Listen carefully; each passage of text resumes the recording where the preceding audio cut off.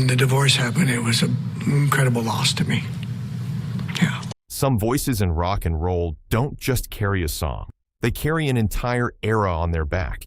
And when they go quiet, the silence they leave behind has weight.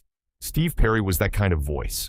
The man who stood at the center of Journey's greatest years, whose vocal performances on Don't Stop Believin' and Faithfully and Open Arms became the emotional wallpaper of a generation, walked away from all of it and stayed gone for a very long time.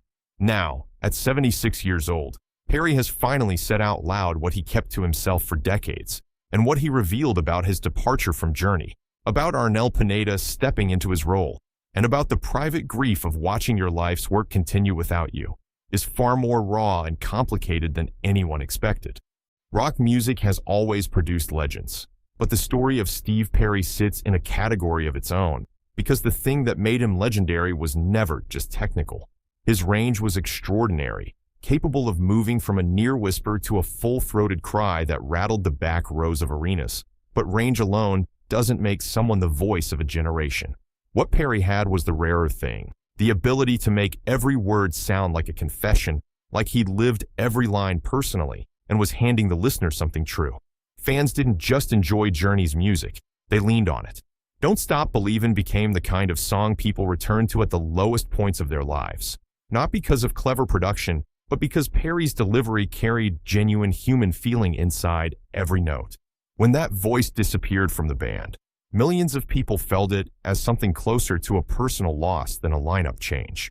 The official version of his exit was always thin on specifics. Health problems were mentioned.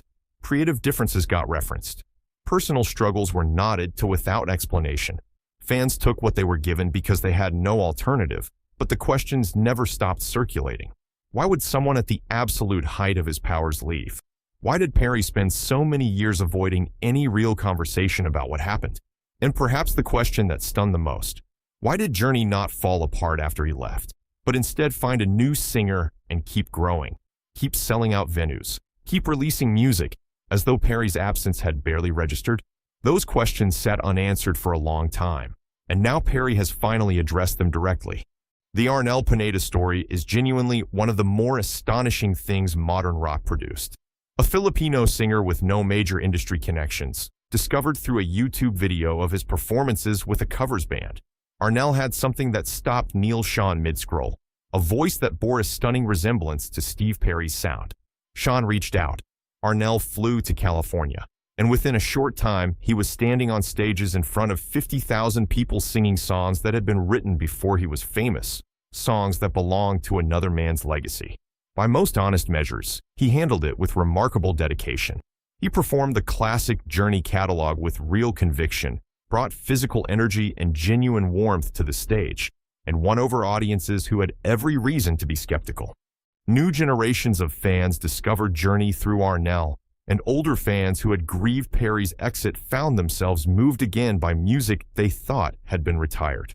His story, taken on its own terms, is one of talent meeting an improbable opportunity and rising to it fully. But here's the thing. Steve Perry, watching that story unfold from the outside, experienced something entirely different from what the public saw. His admissions about the bitterness he felt are not the words of someone who begrudges another man's talent. Perry was careful and deliberate about that distinction. The difficulty, he explained, was never about Arnel personally. It was about the feeling Perry described as erasure, the slow and disorienting realization that a legacy he had spent decades building could be transferred smoothly to someone else, that the band he had poured himself into could simply continue, gathering momentum, without so much as a pause to acknowledge what had been lost. It was hard to watch, Perry told interviewers, and the weight of those 4 words carries more than they might initially seem to. For a man whose entire sense of self had been built around being the voice, the absence of that role didn't feel like freedom, it felt like disappearance. Perry described feeling like a footnote in the story of Journey, and that specific word lands differently than overlooked or forgotten would.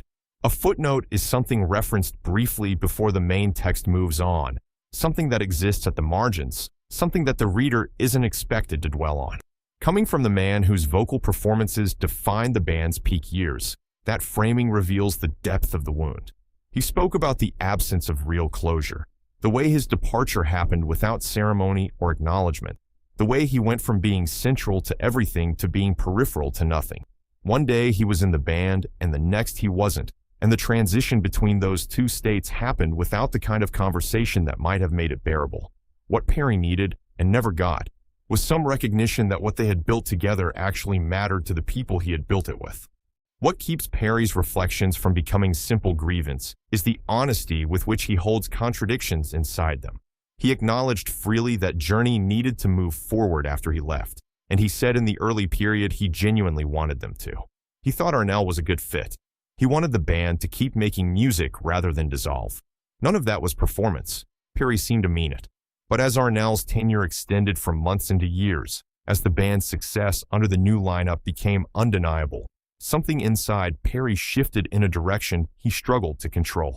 The pride of having built something so enduring began to fold into a kind of grief that had no clean name.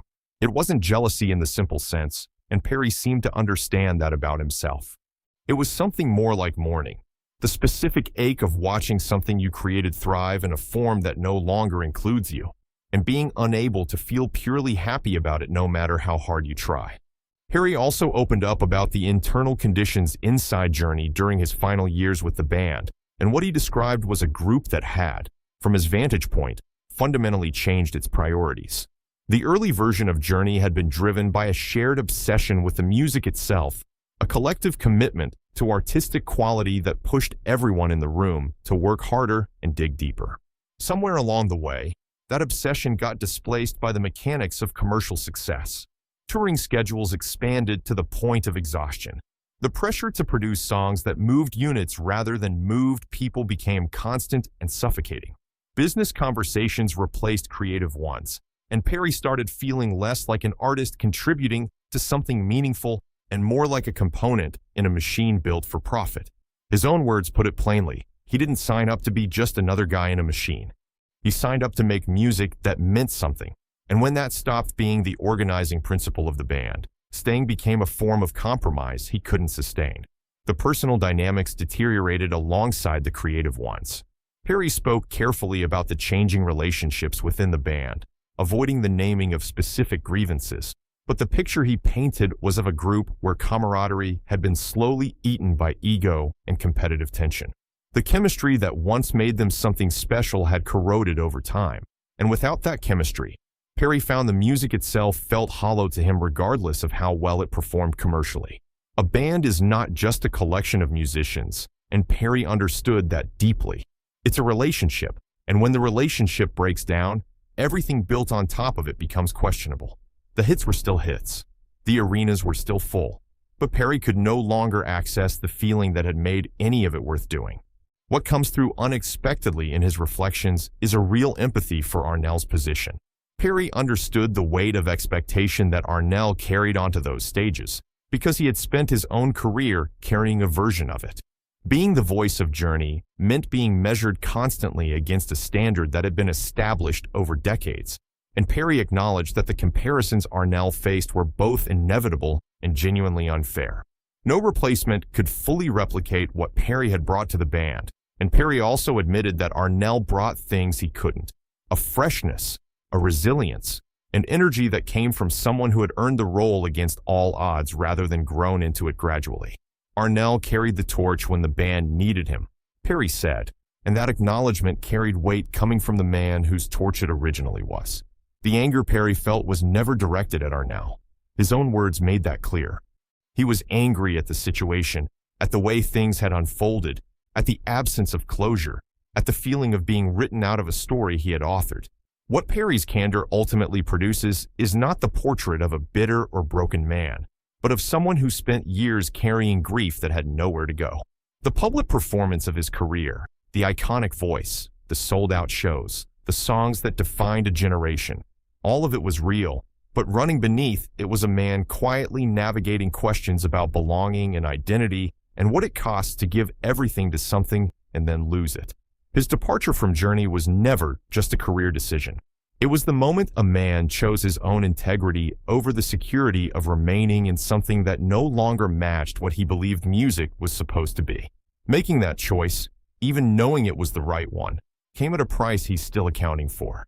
Perry says now that he has made his peace with it, and his tone when he says so carries the specific quality of someone who has actually done the work rather than simply deciding to stop being upset. Journey is theirs now, he said, with a quietness that sounded earned. No reunion plans exist. No desire to reclaim the spotlight he walked away from. His pride in the music he made with Journey remains intact, and his gratitude for what those years gave him is genuine. The story of Journey, Perry seems to understand now, was never going to be tidy. Legacies built on real, human relationships rarely are. The most honest thing he could do after all this time was say exactly what he experienced, without softening the edges, and let people sit with the complexity of it. For everyone who grew up with Journey's music, who played Don't Stop Believin' at moments that mattered, who felt something shift inside them when Perry's voice hit the high notes on Faithfully, his words have opened something that had been sealed for a long time. The mythology that surrounded his departure has finally given way to something messier and more human. Steve Perry gave everything to a band he loved, paid the full cost of that love when it ended badly, and found his way through it to something that at least resembles peace. The voice that once stopped stadiums cold has finally spoken, and what it said, after all these years of silence, turns out to be exactly what needed saying.